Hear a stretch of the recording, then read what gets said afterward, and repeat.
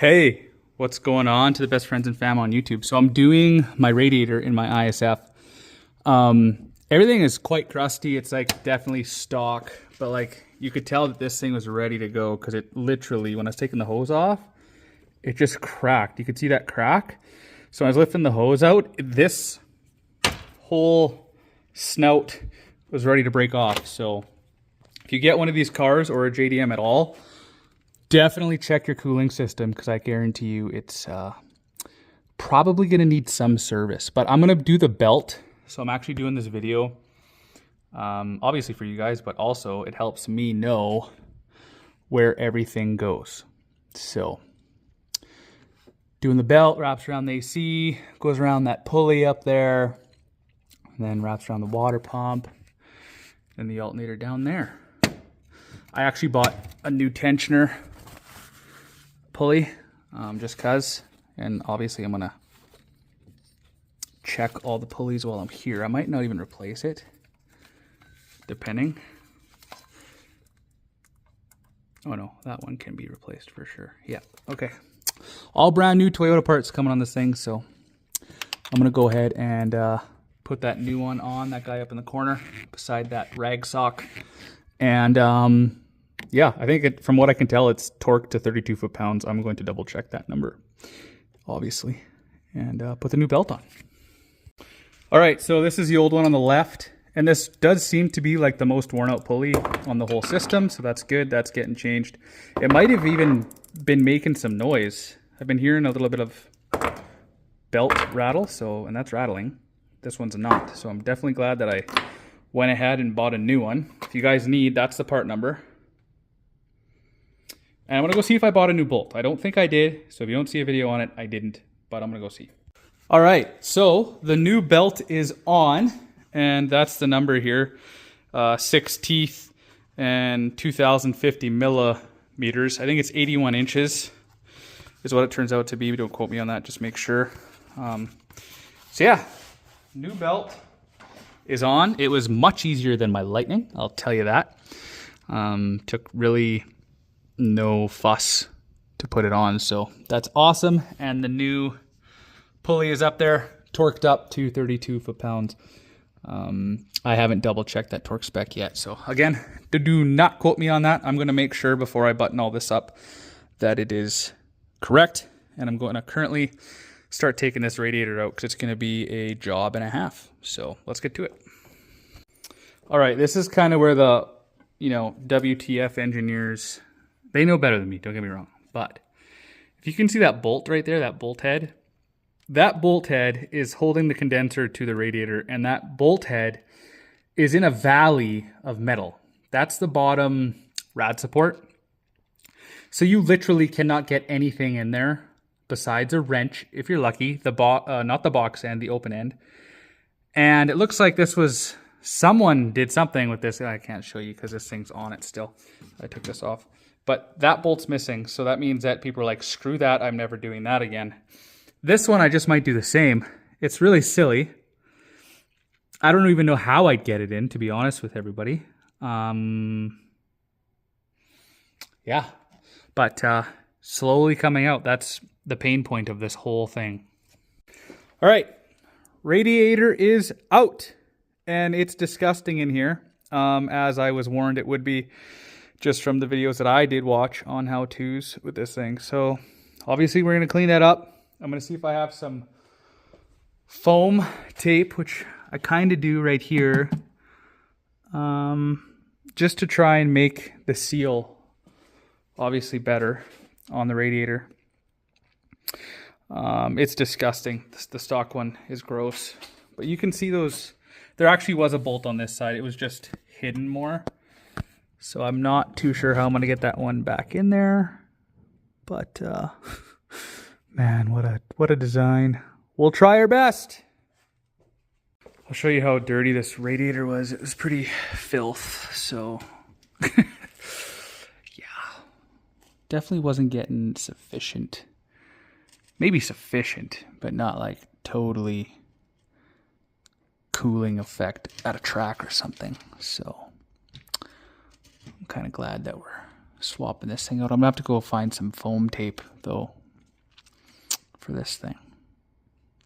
Try to replicate this as much as possible to seal in the air. All right, so here's the stock rad, and here's this art piece. This is absolutely beautiful.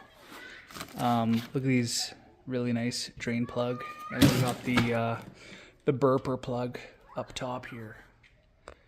Such a nice radiator. Just too bad that it doesn't show in the car all that much, but we'll see how much it does show. I'm gonna go ahead and put the fan shroud on this one and the transmission fittings, and then we're gonna go plop her in the car. But just beautiful.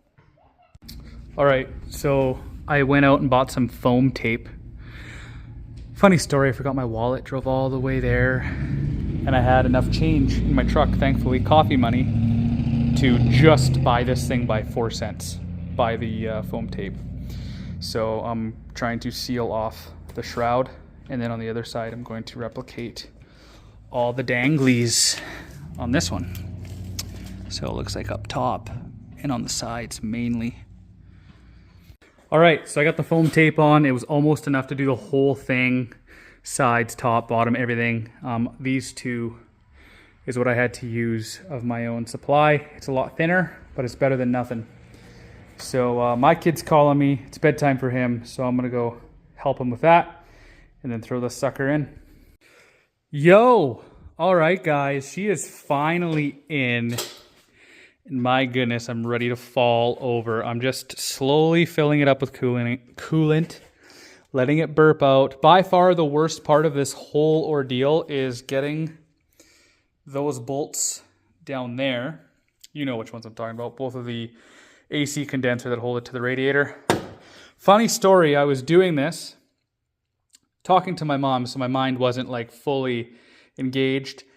Both those bolts dropped underneath, and I went and grabbed some bolts that I have and tried to put it in. They worked really well, actually, for some reason better than the bolts that I had, and they're the same length and everything. So, but that being said, I couldn't get the radiator to sit right, and I thought that for some reason it was like a right-hand drive versus left-hand drive, something.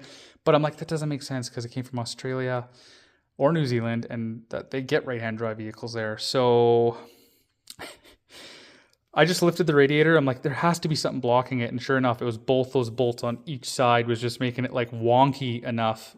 It was really difficult, even without those bolts out, to get these in. And I think it's just the really, really tight fitment of these. There's hardly any give to these, so I might order some if I can find them. Just to have an extra set, just because, yeah, they're a little aged and hard versus soft. So I think that's kind of what was making it hard to put these bolts back in. But everything's in now. Everything's buttoned up. The lower rad, obviously the lower rad hose is on. The top rad hose is on. The transcooler hoses are on. The only thing is that the transcooler fitting is longer than the OEM one, so the hose has to slide on further in order for you to put the bracket onto the fan shroud. So I did, but the factory clip is way over on the side where it starts to bend into the radiator, so there's not a great seal. So I just had to use a worm clamp, and so far so good. Everything looks like it's happening. So I'm just gonna slowly fill it up with coolant tonight, go wash up, watch a show, enjoy a beverage or something, and just keep filling this thing nice and slow today. I'm not gonna start it today because the kids are asleep and all that jazz, but yeah, this whole thing came out, and then probably, I don't even know, 0.25 of another one came out. So I'm going to go ahead and, like I said, fill this up overnight, and then we'll start her up in the morning.